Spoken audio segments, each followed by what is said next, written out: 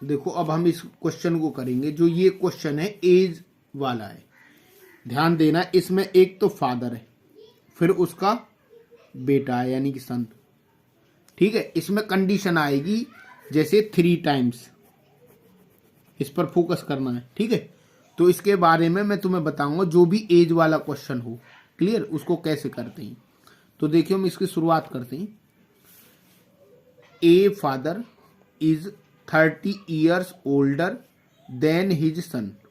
मतलब इसका मतलब क्या है, एक पिताजी कह रहे हैं अपने बेटे से कि मैं तुझसे 30 वर्ष बड़ा हूं, यानी कि ठीक है, कोई पापा कह रहा मतलब कि मैं बेटा तुझसे 30 साल बड़ा हूं, क्लियर। उसके बाद कह रहा है 12 ईयर्स, फिर जैसे 12 साल हो गए। द मैन मतलब वो पापा कह रहा है, ठीक है। विल बी 3 टाइम्स, मतलब मैं 3 गुना हो जाऊंगा। As old as his son, मतलब अपने पुत्र से कह रहा है कि मैं तुझसे 12 साल जब मुझे हो जाएंगे ना, इन 12 साल में, अगले 12 साल जैसे होंगे तो उनमें 3 गुना तुझसे बड़ा हो जाऊंगा। फाइंड दियर प्रेजेंट एजेस, क्लियर, उनकी हमें प्रेजेंट एजेस फाइंड आउट करनी है। तो लेट करेंगे हम, let present age of, option की मान लेते हैं, मान लो हम क्या मान लेते हैं, एक्स। बात आ रही समझ? प्रेजेंट ज्यादा सन की माने तो ज्यादा बेटर है, क्लियर। तो प्रेजेंट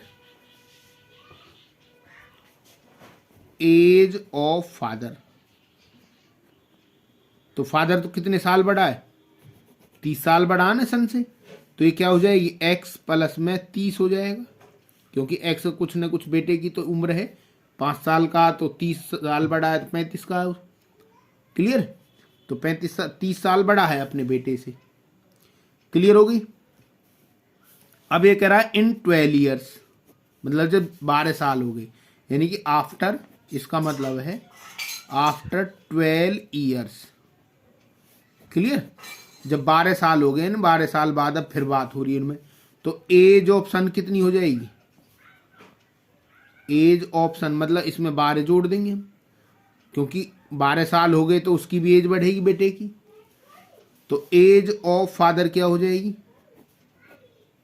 एज ऑफ फादर तो हो जाएगी एक्स प्लस 30 प्लस 12, यानी कि कितनी हो गई है, एक्स प्लस 30 और 12 कितना हो गया, 42, क्लियर। अब इसमें देखो, जब भी यहां पर एक कंडीशन बोलेगा मैन विल बी 3 टाइम्स, मतलब 3 गुना होगा, ये जब कंडीशन आएगी ना, इसी को हमें ध्यान देना है।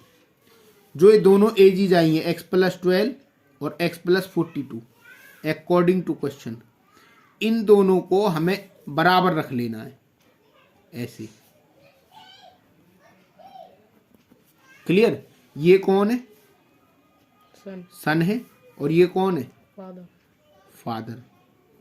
तो मैं कह रहा था ये जो सन है और ये फादर है, यहां कह रहा मैन विल बी 3 टाइम्स, ठीक है।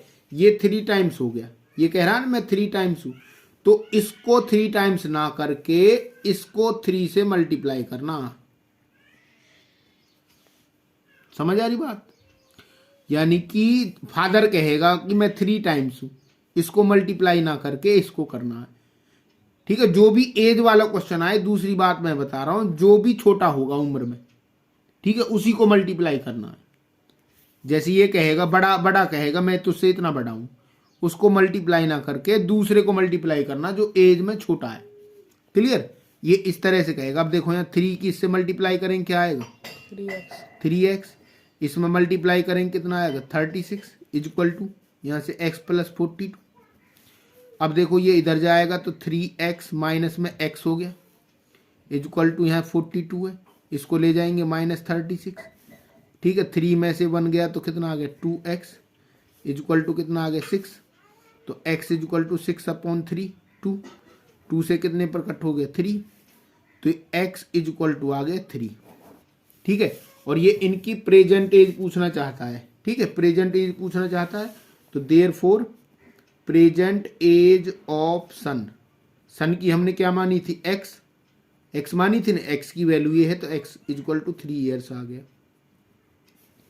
ठीक है। प्रेजेंट एज ऑफ सन कितनी है मानी थी हमने, एक्स इक्वल टू ये 3x आ गया। तो प्रेजेंट एज ऑफ फादर क्या थी? x+30 थी ना। तो x की जगह हम 3 रखेंगे यहाँ पर, तो 3 प्लस में 30 कितना हो गया? 33। ये आ गया 33 ईयर्स। ठीक है, ये आंसर, एक ये आंसर हो गया और एक 33 आंसर हो गया। क्लियर?